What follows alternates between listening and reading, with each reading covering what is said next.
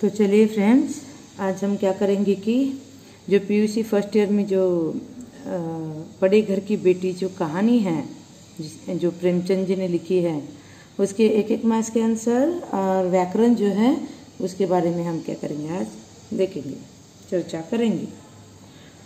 पहला आता है, एक शब्द या वाक्यांश या वाक्य में उत्तर लिखिए। तो पहला प्रश्न आता है, ठाकुर साहब के कितने बेटे थे? तो मैं अभी क्या करूँगी, डायरेक्ट उत्तर ही लिखूँगी, 2 बेटे थे। आपको क्या करना है कि यहाँ पे पूर्ण वाक्य जो है करना है और लिखना है। ठाकुर साहब के कितने बेटे थे? ठाकुर साहब के 2 बेटे थे। 2 नंबर का उत्तर आता है। प्रश्न, बेनी माधव सिंह अपनी आधी से अधिक संपत्ति किसे भेंट के रूप में दे चुके थे? तो उत्तर आता है, वकीलों को। वकीलों को भेंट कर चुके थे। तो वाक्य पूर्ण आपको करना है, जैसे कि बेनी माधव सिंह ने अपनी आधी से अधिक संपत्ति वकीलों को भेंट के रूप में दे चुके थे। तीसरा प्रश्न आता है, ठाकुर साहब के बड़े बेटे का नाम क्या था? ठाकुर साहब के बड़े बेटे का नाम श्रीकंठ था। श्रीकंठ, उनका नाम क्या है? श्रीकंठ। श्रीकंठ कब घर आया करते थे? प्रश्न आता है, श्रीकंठ कब घर आया करते थे? तो शनिवार के दिन आया करते थे। शनिवार के दिन वह घर आया करते थे। 5वां प्रश्न है, आनंदी के पिता का नाम लिखिए। आनंदी के पिता का नाम भूप सिंह है। भूप सिंह, आनंदी के पिता का नाम भूप सिंह है। थाली उठाकर किसने पलट दी? जब खाना खाने के लिए बैठते तो उस समय कौन थाली उठा के फेंकता है? लाल बिहारी। लाल बिहारी ने थाली उठाकर फेंक दी। 7वां प्रश्न है, गौरीपुर गांव के जमींदार कौन थे? गौरीपुर गांव के जमींदार बेनी माधव सिंह। बेनी माधव सिंह थे। बेनी माधव सिंह गौरीपुर गांव के जमींदार थे। आगे आता है 8वां प्रश्न, किसकी आंखें लाल हो गई थी? किसकी आंखें लाल हो गई थी? श्रीकंठ की आंखें लाल हो गई थी। बिगड़ता हुआ काम कौन बना लेती है? बिगड़ता हुआ काम आनंदी बना लेती है। आनंदी बना लेती है। बड़े घर की बेटी कहानी के लेखक कौन है? प्रेमचंद जी है। प्रेमचंद। प्रेमचंद जो है वह बड़े घर की बेटी कहानी के लेखक रहे हैं। अब आपको फिर से एग्जाम के लिए एक एक मार्क्स के लिए आता है, निम्नलिखित वाक्य किसने किसे कहे हैं? किसने वह वाक्य किसको कहा है, किस समय आप बता सकते हो। जल्दी से पका दो, मुझे भूख लगी है। और ये जो किसने किससे कहा है, एग्जाम में 1 मार्क्स के लिए आता है। एक मार्क्स के लिए एक प्रश्न पूछा जाता है, तो आपको वैसे ही लिखना है। जब संदर्भ में आता है तो विस्तार से लिखना है। जब यहाँ पे 1 मार्क्स के लिए पूछते हैं तो डायरेक्ट उत्तर ही आपको लिखना है। जल्दी से पका दो, मुझे भूख लगी है। यह वाक्य लाल बिहारी ने आनंदी से कहा। लाल बिहारी ने आनंदी से कहा, जब वो दोपहर को खाना खाने के लिए बैठते हैं उस समय यह वाक्य कहते हैं। आनंदी ने लाल बिहारी ने आनंदी से कहा, जिसके गुमान पर भूली हुई हो उसे भी देखूंगा और तुम्हें भी। किसने कहा वाक्य? जिसके गुमान पर भूली हो वो, तो यह जो है लाल बिहारी ने आनंदी से कहा। लाल बिहारी ने आनंदी से कहा।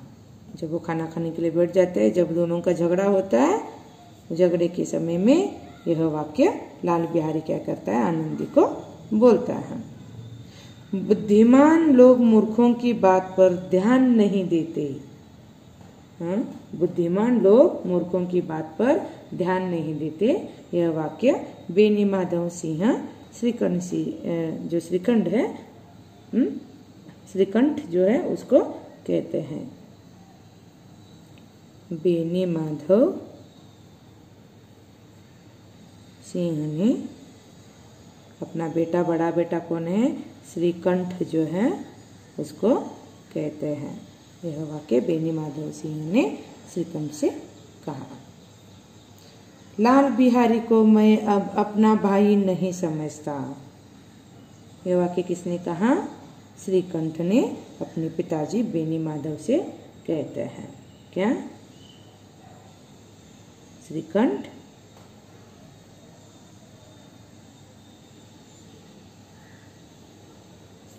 ने अपने पिता जो है बेनी माधव जो है उनको कहते हैं।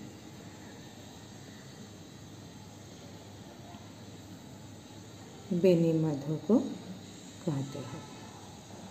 बेनी माधव सिंह से कहते हैं। उसके आगे का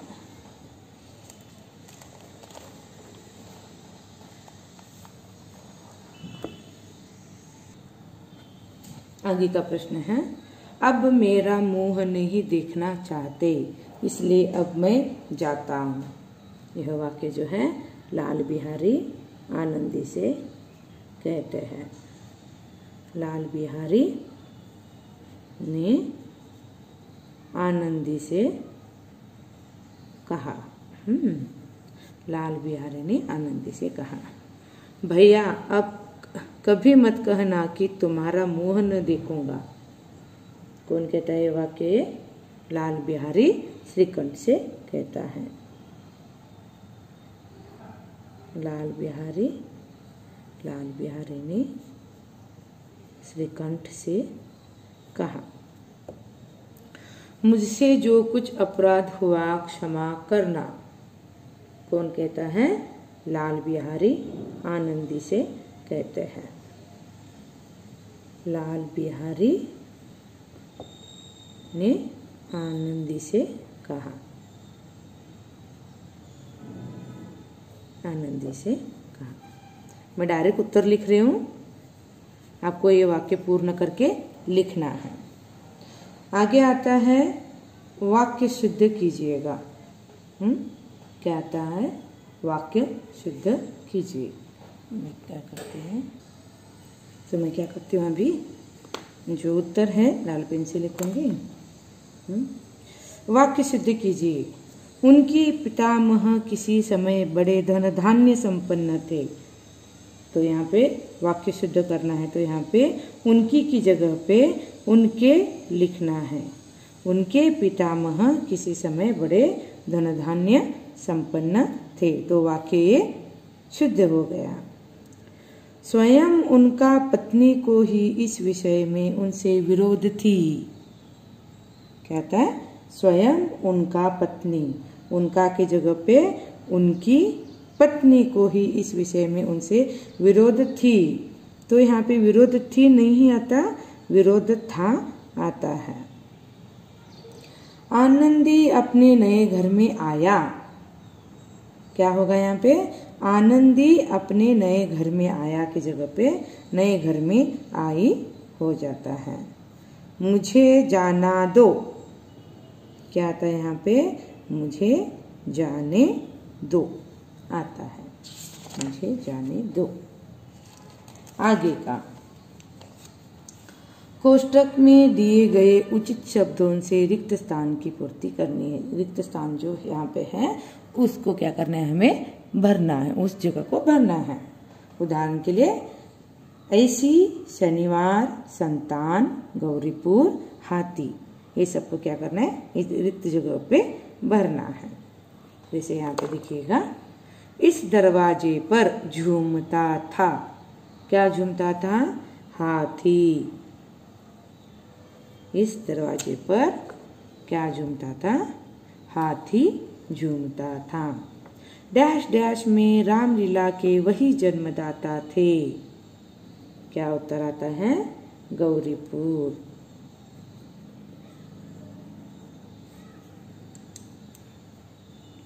गौरीपुर। सुंदर डैश डैश को कदाचित उसके माता पिता भी अधिक चाहते थे। सुंदर संतान। सुंदर संतान को कदाचित उसके माता पिता भी अधिक चाहते थे। चौथा, श्रीकंठ सिंह डैश डैश को घर आया करते थे। कब घर आया करते थे? शनिवार। शनिवार के दिन घर आया करते थे। बड़े घर की बेटियां डैश डैश होती है, ऐसी ही होती है। ऐसी ही होती है। तो अभी जो है व्याकरण का भाग आता है, व्याकरण ले लेंगे। और एग्जाम में इसमें से भी क्या करते हैं, पूछते हैं, तो आपको इसको भी तैयारी करनी है। इसकी भी क्या करना है, तैयारी करनी है। अन्य लिंग रूप लिखिएगा। लिंग रूप लिखिए। ठाकुर, ठकुराइन। ठकुराइन। ठाकुर, ठकुराइन। पति, पत्नी। बेटा, बेटी। स्त्री, पुरुष। बुद्धिमान, बुद्धिमानी।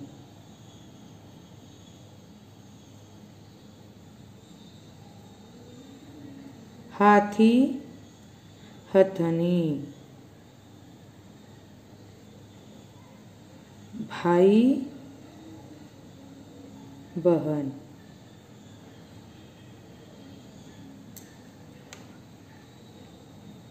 अन्य वचन रूप लिखिएगा। घर का घर ही होता है, इसमें बदलाव नहीं आता। बेटी, बेटियां।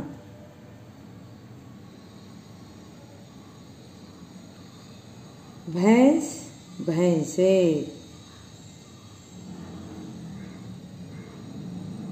स्त्री, स्त्रियां। आंखें, आंख। थाली, थालियां।